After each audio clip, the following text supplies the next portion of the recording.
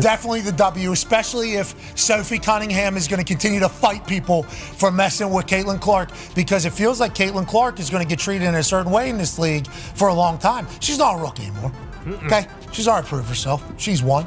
And then there were some, ladies last night that were trying to go a little physical. Marina Mabrey must have thought she could sneak in a cheap shot on Caitlin Clark and casually stroll away like it was just another day at the office. What she didn't see coming was Sophie Cunningham, Indiana's walking siren, a one-woman security system with zero patience for nonsense. Sophie clocked the entire scene from across the court, and in that instant, it became clear, if Caitlin Clark is the league's golden ticket, Sophie Cunningham just became her full-time, no days off enforcer. If you're riding with Sophie and Caitlin, drop Goat Cece and the Spicy Sophie in the comments, because this duo is officially on a mission.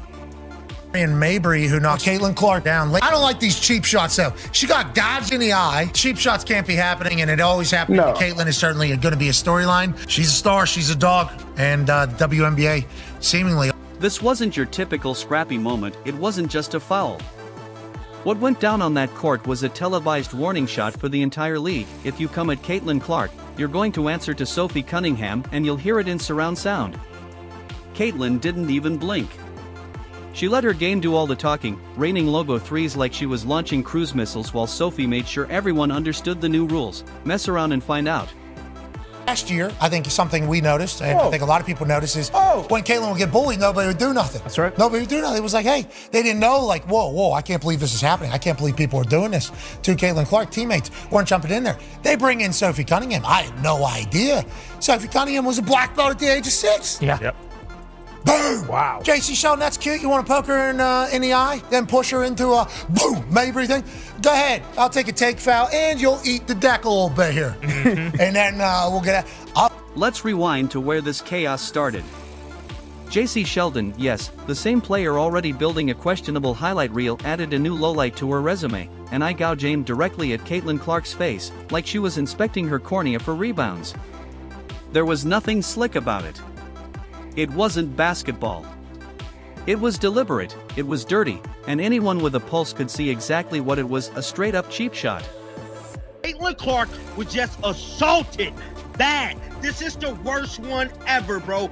She was literally poked in the eye, then pushed to the ground by Marina Mabrey. But the disrespect didn't stop there.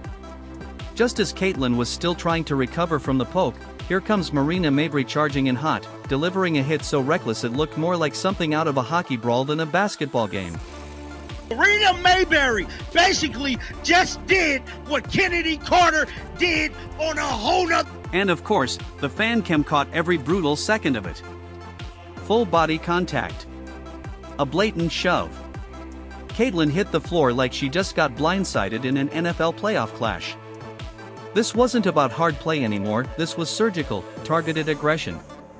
The Fever and the Connecticut Sun got into it a little bit last night. Obviously, it all started with an eye gouge into a knockdown from JC Sheldon. Caitlin is up there with the MVP, probably with Big Feast out in Minnesota. I don't like these cheap shots, though. She got gouged in the eye. Yeah, big time. Gouged in the eye. Marina Mabrey, who knocks her down. Mabrey just goes and shoves her onto the ground. Marina Mabrey, this is ridiculous. Then Pat McAfee jumped in, doing what he does best, breaking it all down, frame by frame, with no sugarcoating. That ain't basketball, he said, shaking his head and laughing in disbelief. That's a straight-up assault on the league's #1 draw. Boom, right in the eyes. He even joked Caitlin might need to suit up in protective goggles just to survive the season. His whole panel? Fired up. There was no debate, this wasn't just competition anymore. This was personal. I don't like the blindside cheap shot. I don't like the poke in the eye. But I don't mind the physical. Yeah, I don't mind a little bit of like competitive, how you doing, keep it moving. Especially at the WNBA with how much is at stake. You know, right now they're at a pivotal time. Yep. There's a CBA coming up, I think. I believe there is some sort, because remember they're talking about holding out. Yeah. Oh, yeah, that's right. Yeah, You're so there is some sort, I believe there is a CBA coming up. So it's like there's an opportunity now. What is the pivotal time? It's like having good basketball, good. Having cheap shots, not good. If you've been following this season, you already know this isn't Caitlin's first run-in with cheap shots. She's been elbowed, shoved, tripped, taunted, and body-checked more than any rookie should ever have to endure. And until now, most of her own squad just stood there, letting it happen. Mind you, JC Sheldon has been hitting Caitlin in the face all game, fouling all game. The refs don't care. The refs act like their whistles are broke. She's fouling her nonstop again, hits her. But not this time. This time, Caitlin had backup. She had Sophie Cunningham, and Sophie didn't just show up to hoop, she showed up with fire in her veins. When Sheldon and Mabrey crossed the line, Sophie didn't wait for a whistle. She activated immediately. She roared, probably loud enough to send courtside fans scrambling to check their phones, got right in faces, planted her feet, and made it clear, cross that line again, and you're going to regret it. This wasn't just retaliation. It was enforcement. Pat McAfee summed it up perfectly. Take a swing at Clark? You're taking a trip to the floor. Sophie isn't just a teammate, she's a bodyguard, the muscle, the enforcer. Every legend has had one. Michael had Rodman. Steph has Draymond. Now Caitlin has Sophie. Sophie Cunningham coming in there too. She was barking the whole time too underneath the hoop at that. When she was grabbing the head. Is that like who she is? She's like an enforcer? Yeah. Yeah, it feels like she was potentially brought in like a James Johnson type role for Tyrese Halliburton. And it's like, thank God. I think this is a good play, not a bad play. You always need some. I don't know if they still call them. You need some goons on your team for sure, especially when you have a star like that. Yeah, when you have the golden goose, just like MJ was, when you had his teammates who would kind of protect him at times when the dirtbag Detroit Pistons had those MJ rules. So this is what the greats are gonna go through. Candace Parker kind of went through this. She came in the league, but yeah, Caitlin Clark's gonna continue to deal with it, and Sophie's presence didn't just defend Caitlin, it transformed the entire vibe of the game. Her fearless energy set the whole Fever bench on fire. They weren't just reacting anymore, they were ready to throw down. You could feel it. They believed. And Caitlin? She stood taller, smiled wider, and hit her signature logo 3 with ice in her veins, right in Sheldon's face. Then she turned to the Suns bench and let them know this is her house now. Drop it with no hesitation. Last night, double team, step back, sideways. How you doing? Keep it moving.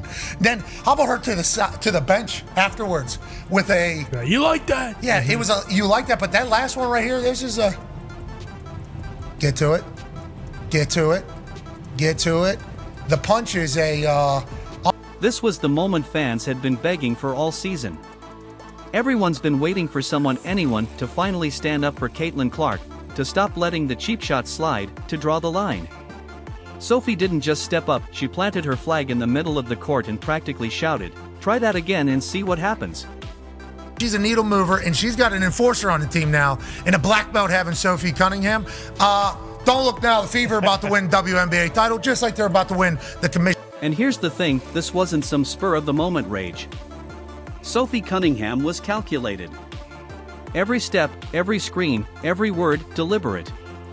She wasn't just defending Caitlin, she was daring the league to keep ignoring the problem. Sophie didn't just protect her teammate, she changed Indiana's entire identity. The Fever aren't playing victim anymore. They're not just scrappy underdogs, they're officially fire breathers now. She's one. She's a needle mover. Caitlin is the one. No comparison to Caitlin Clark. Caitlin Clark is the most must-watch basketball player in world basketball right now. There's nobody that does what Caitlin Clark does. She's the biggest basketball star in the world. How special and rare Caitlin Clark is. And the impact on Caitlin? Immediate. You could see it in her body language, she was looser, more fearless, playing with the kind of freedom we haven't seen since her Iowa days. That's what having a Sophie Cunningham behind you does, it lets you play without looking over your shoulder. This wasn't just a regular season win, it was a seismic shift, a cultural reset. It sent a thunderous message across the league, if you want Caitlin, you'll have to go through Sophie first.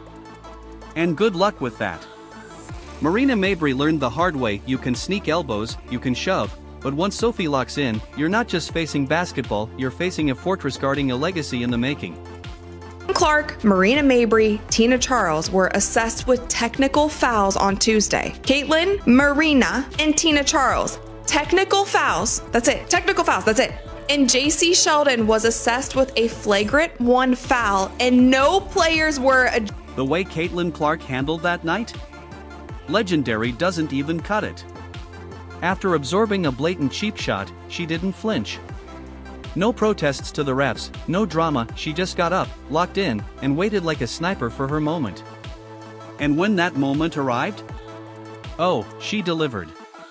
Double-teamed, fading sideways, falling back, and she still splashed a deep logo 3 like it was nothing but a warm-up shot. I know that they're targets. Yeah. Caitlin understands it at this point, and I love that she is yet to waver. It's just like, we're singular focus of next game, I'm getting back. Boom. No hesitation. No apology. Just buckets. And then came the stare, cold, direct, straight at the Connecticut sun bench. She didn't have to say a word. Her look said it all. Still think I'm soft? Fire in her eyes, a primal chest thump, and that ice-cold glare that screamed, "You like that?" She made sure nobody missed the message, finishing with a defiant, arena-shaking roar, "I'm the one." It wasn't just a highlight, it was a statement to every coach, player, and critic. You can try to knock her down, but she'll only rise sharper and stronger. She just texts me. She never texts me during the game. All right. Here is Clark, splashing home a 3 from way downtown. Kelly escorting her back to the bench. JC Sheldon is there with her hand in her face. Pat McAfee completely lost it on air. You could feel the electricity crackling through the screen as he broke it all down frame by frame. Caitlin's swagger, her ice-cold precision, the way she eats pressure for breakfast. And McAfee didn't just call her a dog, he called her that dog. Not in the casual way people toss that phrase around, but in the way reserved for MJ, Kobe, Steph. And now, Caitlin's name belongs in that conversation. And what made this evolution even more powerful? Last season, Caitlin tried to follow the WNBA's unspoken rules: stay quiet, take the hits, don't stir the pot. But this season? That switch has flipped. She's no longer adjusting to the league, she's reshaping it. I mean, is that displacement? I think it is. Oh, and Marina Mabrey is going to get ejected. If the officials saw that, Marina Mabrey is going to get ejected. Well, they're going to go and look at it. Look at Mabrey.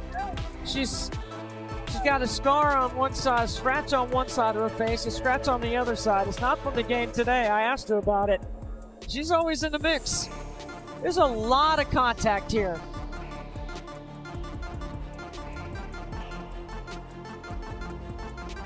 There's a scrape across the face.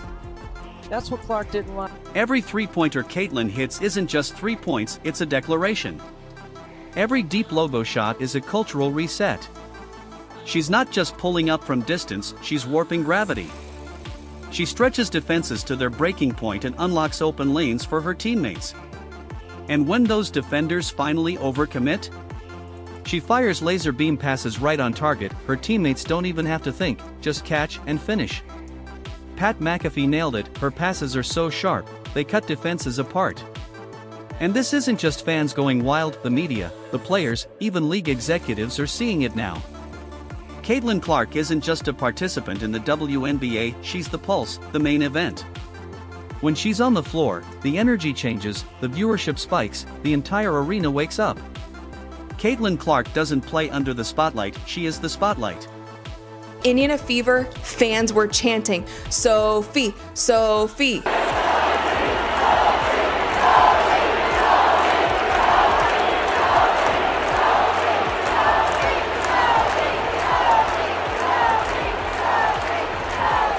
Sophie's jersey is going to sell out tonight. She's going to be in the All-Star game tonight just from this one play because she was standing on business. It wasn't a dirty play. It was an intentional foul and it was meant to send a message. It turned into a scuffle and I don't think anybody wanted that. And let's keep it real, this isn't just hype. This is the foundation of a legacy, brick by brick, three-pointer by three-pointer, stare down by stare down. The cheap shots, the trash talk, the doubters, they're all fuel. Every elbow thrown is another log on Caitlin's fire. This rivalry, this edge, it's making the league electric. With Sophie Cunningham riding shotgun, good luck trying to stop them. Marina Mabrey and JC Sheldon thought they could rattle Caitlin Clark with sneak attacks, but all they did was pour gasoline on her fire. Caitlin didn't bend. She didn't break. She answered with cold-blooded daggers that silenced the crowd, shut down the bench, and sent a message the entire league heard loud and clear. And Sophie made sure that message came with backup. The officials don't get control of the ball game when they allow that stuff to happen, and it's been happening all season long. All season long. It's not just this game, it's been happening all season long. This is what happens, right? This is what happens. You've got competitive women who are the best in the world at what they do, right? And when you allow them to play physical and you allow these things to happen, they're going to compete. And they're going to have their teammates' backs. It's exactly what you expect, right? Out of fierce competition. So I started talking to the officials in the first quarter, and we knew this was going to happen. You could tell it was going to happen. So they got to get control of it. They got to be. This isn't the same Caitlin Clark who came into the league last year wide-eyed, polite, and eager to fit in. This is a leader, a fighter, a megastar who knows exactly where she belongs. And now, she's not in this fight alone. Sophie Cunningham has her back, and together, they're rewriting the league story. So here's your new reality, WNBA. If you try to rattle Caitlin Clark now, you better brace for impact. Caitlin's not backing down, she's rising, and she's bringing an army with her. Fire in her eyes, rage in her rebounds, and Sophie Cunningham standing right by her side. You wanted a storyline? You got one. You wanted a superstar? She's here. Her name is Caitlin Clark, and this is her league now.